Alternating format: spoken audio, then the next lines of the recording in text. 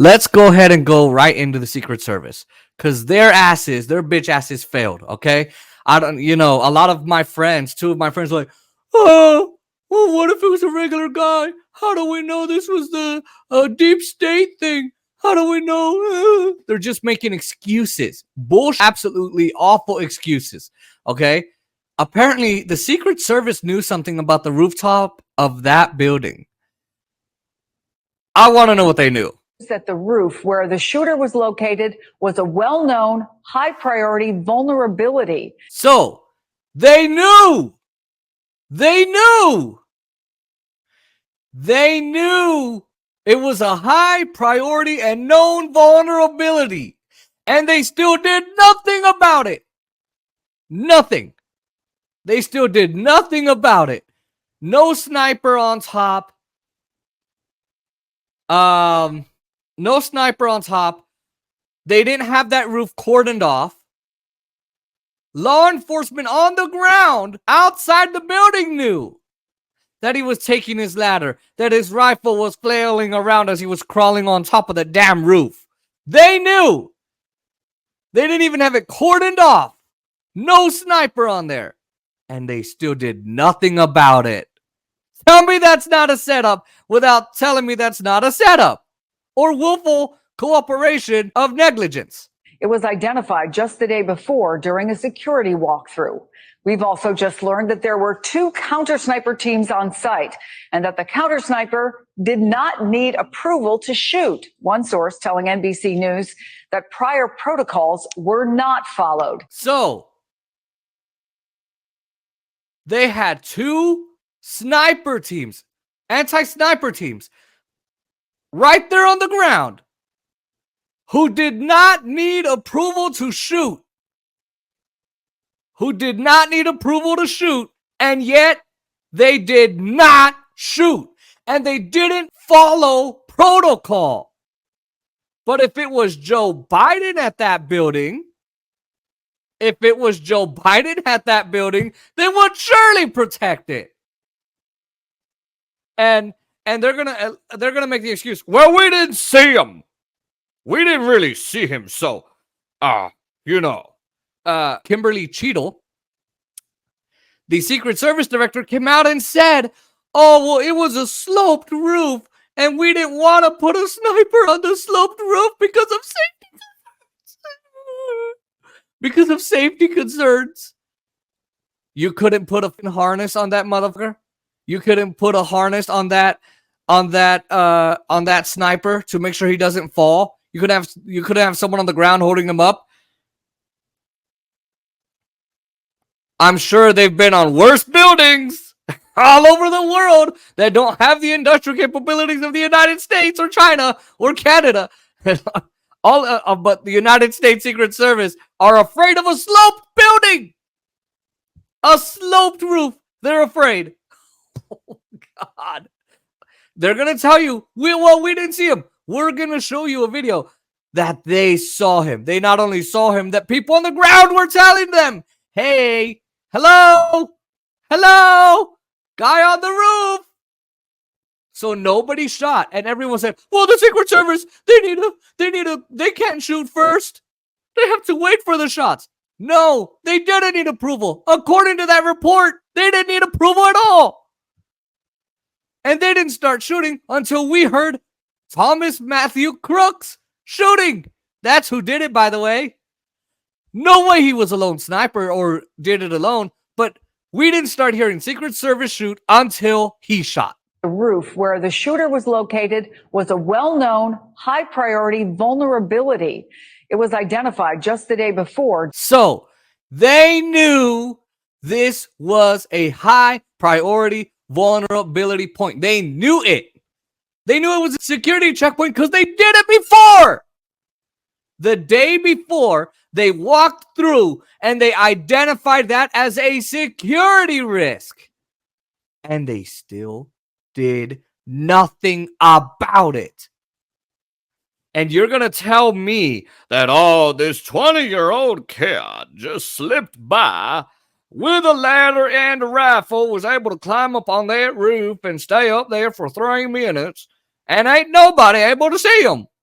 when everybody saw him. And as I just pointed out, they pointed at him, and yet nothing was done. And if you think that's actually true, that he could just slip by, there's this thing, I can't say it on this channel, on your arm that goes up here. If you can see that, it goes on your arm. It's for C-19. I'd like to sell that to you and tell you it's perfect. I'd like to sell you that the CIA hasn't done anything, I don't know, illegal. Wow. That the roof where the shooter was located was a well-known, high-priority vulnerability. It was identified just the day before during a security walkthrough.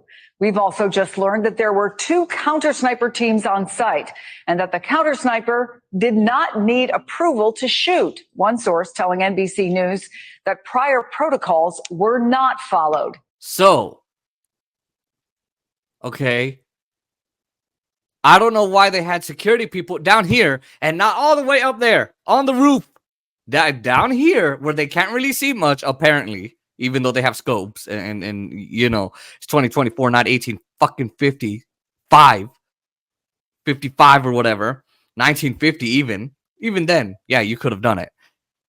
He's up here, and they're down here. Why don't they have anyone on the tallest part of the building? Up here! Let's go over the story again. That apparently a 20-year-old kid, a rando, came within 150 yards of the security checkpoint, got a ladder, climbed the ladder with his rifle, crawled up onto the roof, and was perched up there for 3 minutes, and no one did anything, and then he fired a shot before anyone was able to do anything and couldn't be helped, and the situation couldn't be stopped by anyone on the ground, not even Secret Service snipers. That's the story. Matthew Crooks did it all by himself at 20 years old.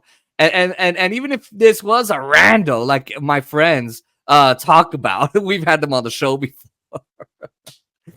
The 2 treats is what I called them, just as a hint.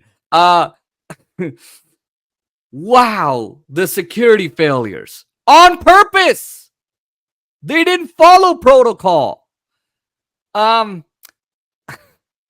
He never did anything politically active in his life except donate $15 to Act Blue, apparently. I don't even believe that. And apparently,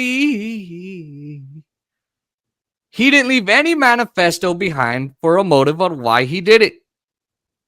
He never did anything or posted anything on his social media ever in his entire life, 20 years of life. He did not do a single thing on social media about politics. And his last political action was to register as a Republican. Ha! Now, there is a video saying he hates Trump and he hates Republicans, but apparently he's conservative according to everybody else. Huh. And let's say that he was mental. Let's say he did hate Trump. It doesn't matter. The security failures, purposeful security failures, are what's crazy. But, we're conspiracy theorists because we think this. Because, no, the security state would never do this. The deep state would never be involved in this. FBI? No. The main criminals of the world, the FBI, was not involved? Whatever. And by the way, this is an attempted coup of an incoming government. Jimmy Dore said this. They convicted him of 34 felonies. Bullshit, by the way. 92 bogus indictments. What? Like 4 bogus trials. 5. They're all falling apart, by the way, all of those cases. They tried everything, and this was the 6th way to stop him. Remember what Chuck Schumer said. They got 6 ways to Sunday to stop you.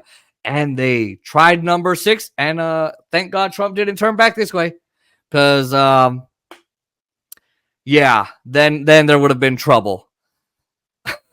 And a civil war, by the way. Everyone's like, it's probably going to be a riot. You really think there's going to be a civil war? My friends told me that. What dummies. Of course there would. Wow. I mean, just incredible that the security failures were purposeful. And the Secret Service knew this director absolutely needs to resign. We need a man in charge. And not just any man. I'm fine with a woman being in charge. Just make sure that she does her job better than this one, because this was absolutely a job done by the Secret Service, and they knew this was going to happen, and they let it happen. Wow, incredible.